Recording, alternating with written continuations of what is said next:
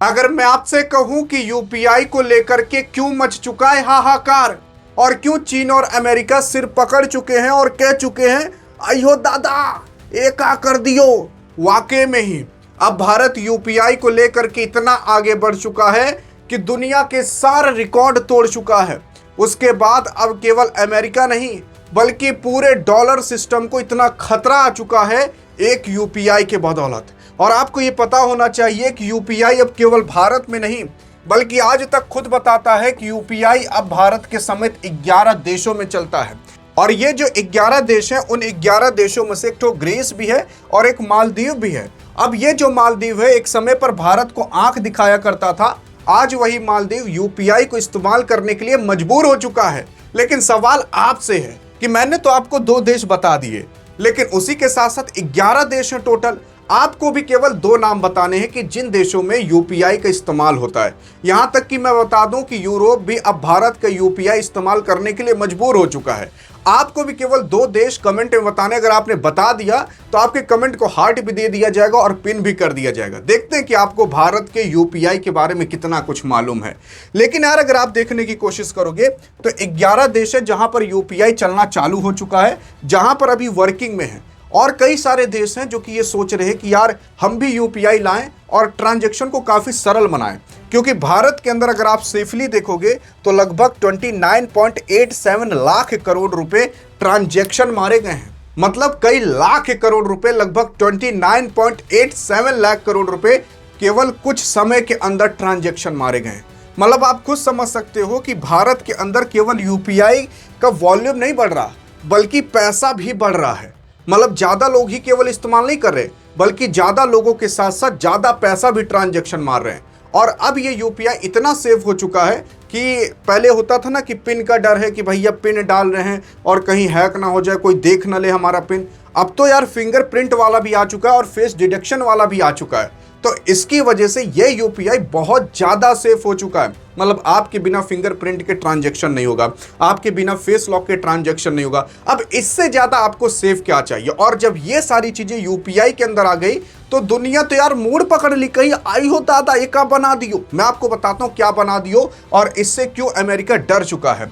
America के साथ साथ यार बड़े बड़े देश भी डर चुके हैं कि भारत कितना तेजी से ट्रांजैक्शन में आगे जा रहा है। देखो यार ट्रांजैक्शन जितना तेज होगा उतना तेजी से देश आगे बढ़ सकता है, क्योंकि लोगों का समय बचता है और लोग काफ़ी तेजी से काम कर सकते हैं। नहीं तो सबको यार नोट लेकर के हमेशा ढूंढना पड़ता था। अब मान लेते हैं पहले होता था 5-10 साल पहले आपको और हमें कहीं निकलना पड़ता था और नोट हमेशा जेब में लेना पड़ता था, डर रहता था कोनो मार मूर के छीन उन न ले। अब क्या है कि अपना फ़ोन लेकर जाओ और फ़ोन अगर कोई छीन भी ले तब भी कोई पैसा नहीं निकाल सकता जब तक उसको पासवर्ड ना पता हो, जब तक आपका फिंगरप्रिंट नहीं लगा पाएगा। वो सब भी जान जाए तो पिन तो पता ही होना चाहिए। तो मतलब कोई कुछ नहीं कर सकता, इतना ज़्यादा सेव अब यूपीआई हो चुका है। और यूपीआई को आए अभी हाल फिलहाल 10 साल हो चुके हैं। लगभग 25 अगस्त 2016 को आया था और 25 अगस्त 2026 बीत चुका है। तो यार इसका 10 साल हो चुका है, इसीलिए ये देखा जा रहा है कि यूपीआई कितना आगे बढ़ चुका है। अभी जो आगे मैं आपको डाटा बताने वाला हूं ना, वो देख करके आपके होश उड़ जाएंगे कि दुनिया में जितना ज़्यादा ट्रांजैक्शन होता है उसमें से 50% ज़्यादा ट्रांजैक्शन तो केवल भारत की यूपीआई से किया जा रहा है। यार 10 साल हो चुके हैं और 12,000 गुना तेजी से ये आगे बढ़ चुका है। कई सारे ऐप हैं जो कि अब यूपीआई को इंटीग्रेट कर दिए हैं। अब तो लोग क्यूआर कोड से डायरेक्ट ट्रांजैक्शन मार देते हैं, यूपीआई से डायरेक्ट ट्रांजैक्शन मार देते हैं। और ये सब करने पर दूसरे देश वाले देख के तो हड़क गए यार। मतलब हम कार्ड इस्तेमाल करें, हमें पैसा नोट ले जाने की ज़रूरत पड़ती है, भारत वाले बिना पैसा के। और एक समय ऐसा आ जाएगा कि भारत सरकार अगर नोट बिना छापे तब भी चलेगा, इसलिए क्योंकि यार नोट की तो ज़रूरत ही नहीं किसी को, ज़्यादातर वो उस हिसाब से देखा जाएगा। लेकिन हाँ, मेन फ़ायदा ये हुआ है कि अब जिन 11 देशों के अंदर आप सोच रहे हो कि 11 देशों के अंदर यार अगर यूपीआई आ गया तो इससे फ़ायदा क्या होगा। इससे फ़ायदा ये होता है ना कि आपको करेंसी चेंज करानी पड़ती थी अगर आप किसी दूसरे देश में जाते थे। लगभग लोग क्या करते हैं, अपने मेहरारू को लेकर चले जाएंगे मालदीव वोलदीव घूमने, तो अब मालदीव में भी यूपीआई चलता है तो आपको करेंसी एक्सचेंज नहीं करना पड़ेगा। आप डायरेक्ट जाइए, यूपीआई चलता है, वहाँ ट्रांजैक्शन मार दीजिए, क्योंकि वहाँ पर भी तो यूपीआई चलता है, यहाँ पर भी चलता है, तो कौन सी दिक्कत है। तो आप पैसा मारोगे तो उनके पास उनकी करेंसी में पहुँच जाएगा कि भैया हमने 100 रुपये मारा तो आपके खाते में, मतलब जब यूपीआई है तो उनके खाते में भी 100 रुपए के ही बराबर वहां पर पहुंचा देगा।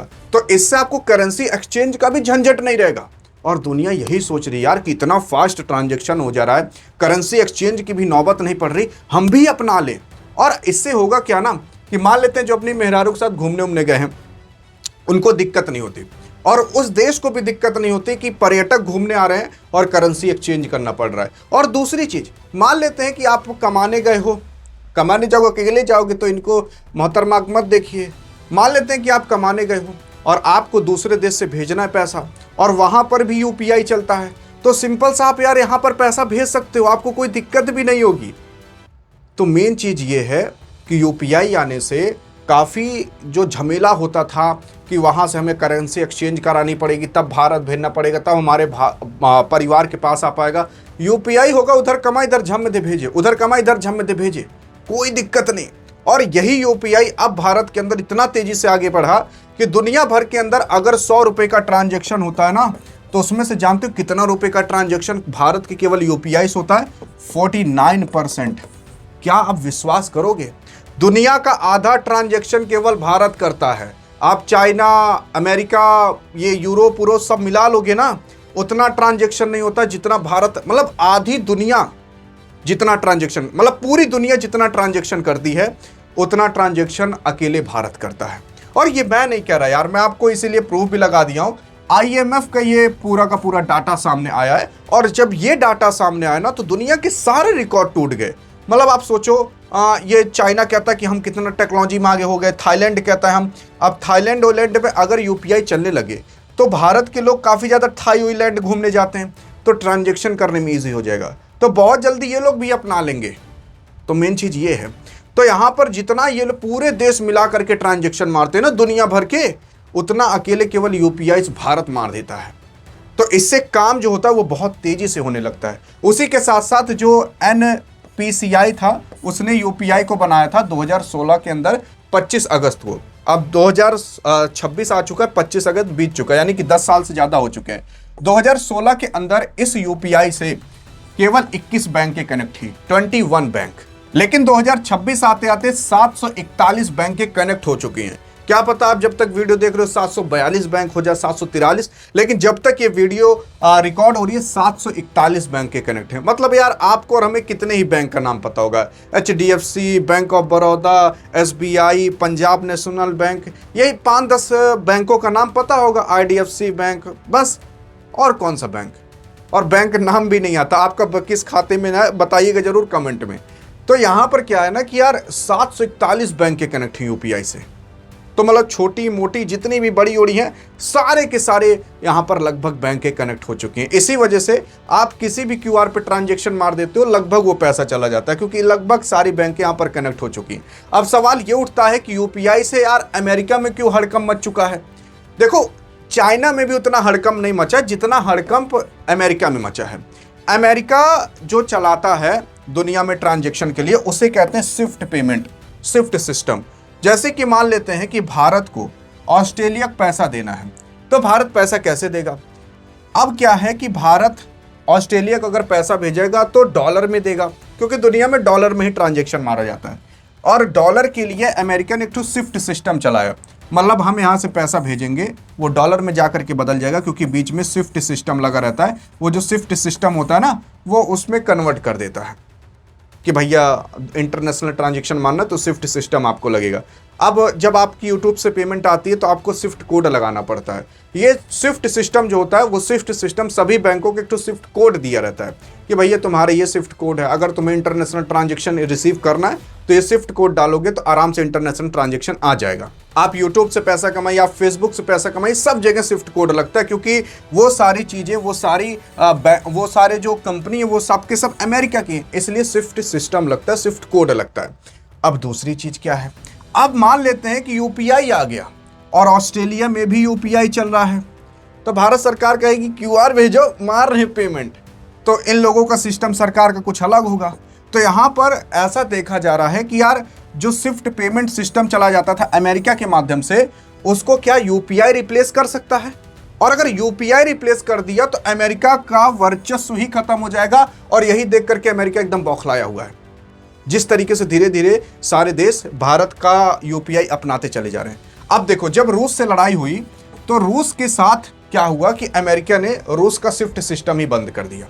रूस और यूक्रेन की लड़ाई हुई तो रूस इंटरनेशनल ट्रांजैक्शन मार ही नहीं सकता, और दुनिया में आपको अगर कहीं से भी कुछ खरीदना है तो आपको खरीदना पड़ेगा डॉलर दे करके। तो रूस के पास जो डॉलर थे वो ट्रांजैक्शन ही नहीं कर सकता था। अब ट्रांजैक्शन, अब ऐसा थोड़ी ना तो गड्डी ले जाकर दे देंगे, आदमी कितना ही गिनेगा। तो वो इंटरनेशनल ट्रांजैक्शन जब ऑनलाइन मारा जाता तो स्विफ्ट सिस्टम लगता था। स्विफ्ट सिस्टम रूस का बंद कर दिया अमेरिका ने, क्योंकि स्विफ्ट सिस्टम अमेरिका का ही था। अब क्या है, तो रूस अब किसी से ट्रेड ही नहीं कर पा रहा था, इसका व्यापार ही रुक गया। तो रूस क्या करता था ना, लोकल करेंसी में ट्रेड करने लगा। कहता था कि यार भारत तुम अपना रुपया दे दो, डॉलर मत दो, हम तब भी एक्सेप्ट कर लेंगे। लेकिन सारे देश थोड़ी ना राजी होते थे। तो इसी वजह से क्या था, रूस को बड़ा नुकसान हुआ। और भारत के पास भी डॉलर था, रूस से कुछ खरीदना चाहता था, भारत इसको डॉलर दे ही नहीं पाता था, और डॉलर नहीं दे पाता था तो आप खुद समझो ना यार कैसे ट्रेड होगा। तो ऐसे तो अमेरिका किसी भी देश के साथ कर दे। आपने बिलियंस ऑफ डॉलर इकट्ठा किए और उसको एक झटके में अमेरिका बंद कर दे, आप तो बर्बाद हो जाओगे यार, आपकी इकोनॉमी पूरी कोलैप्स हो जाएगी। तो इसी वजह से अब भारत अपने यूपीआई पर डिपेंड हो रहा है। इसे कहते हैं मेक इन इंडिया। धीरे धीरे करके देखोगे दूसरे देश, पाकिस्तान और बाकी तमाम देश दूसरे देशों से सामान खरीद रहे हैं और दूसरे देश पर डिपेंड हो रहे हैं। लेकिन भारत अपना खुद का जेट इंजन बना रहा है, भारत अपना खुद का 5th जनरेशन का फाइटर जेट बना रहा है, भारत अपना खुद का पेमेंट सिस्टम बना रहा है। तो भारत अपनी सारी चीजें खुद की बना रहा है, इसी वजह से टाइम लग रहा है, पता नहीं चल पा रहा। लेकिन आपको आने वाले 5-10 साल के अंदर भारत को दुनिया की जरूरत होगी ही नहीं। भारत के पास सारी चीजें अपने ही खुद की रहेंगी। जिस तरीके से अमेरिका के पास अभी अपनी सारी चीजें खुद की हैं, वैसे भारत के पास रहेंगी। और यही सब चीजें देख करके बौखला चुका है। और उसी के साथ साथ जो ब्रिक्स करेंसी हैं, जैसे ब्रिक्स करेंसी में भारत आ जाता है, चाइना आ जाता है, रूस आ जाता है और तमाम देश आ जाते हैं। अब कौन कौन से देश आते हैं, 2-4 देशों का नाम लिखिएगा, देखते हैं पता है कि नहीं आपको। तो वो सारे देश जो हैं वो लोग भी कह रहे हैं यार यूपीआई तो तगड़ा है, इसे क्यों ना अपना लिया जाए। और अगर ब्रिक्स करेंसी यूपीआई को अपना ली तो ब्रिक्स करेंसी जिसमें इंडिया, चाइना, रूस और बाकी तमाम देश आ जाते हैं, तो ये सारे देश जान जाइए पूरे दुनिया का 50% जीडीपी लेकर चलते हैं। अगर अमेरिका को केवल हटा दीजिए तो ये सारे के सारे देश के पास सबसे बड़ी जीडीपी है। तो इससे होगा क्या यार, देखो अगर भारत इन्हीं देशों पर डिपेंड रहे तब भी चल जाएगा। तो भारत कैसे भी करके इस बार जो ब्रिक्स समिट होने वाला है उसमें आप देखिएगा यूपीआई को जरूर लाएगा। और अगर देश ने यूपीआई एक्सेप्ट कर लिया तो अमेरिका की हालत खराब हो जाएगी, वाकई में खराब हो जाएगी। और तब अमेरिका कुछ ना कुछ जरूर करेगा। तब अमेरिका पाकिस्तान को सपोर्ट करेगा ताकि पाकिस्तान युद्ध करने की हालात में आ जाए वापस से भारत में। और अगर भारत के साथ युद्ध हुआ तो भारत यूपीआई नहीं ला पाएगा, अपना काम नहीं कर पाएगा। तो यही होता फिर आपको आगे दिखेगा। ये ब्रिक्स समिट जो होने वाला जल्दी यही डिसाइड करेगा कि यूपीआई कितना आगे जाएगा। लेकिन भारत उसको पुश तो करेगा और आपको भी पुश करना है। आप कैसे पुश कर पाओगे? इस वीडियो कितना शेयर करना ताकि सबके पास तक पहुंचे, सब जाने कि यूपीआई कितना आगे बढ़ रहा है, पूरे दुनिया में गूंजे। कोई अगर बाहर आपका रहता हो उसके पास भेजिए, वो देखिए वीडियो। बाकी अधिक जानकारी चाहिए तो इस वीडियो में मिलते हैं, तब तक लिए जय हिंद जय भारत।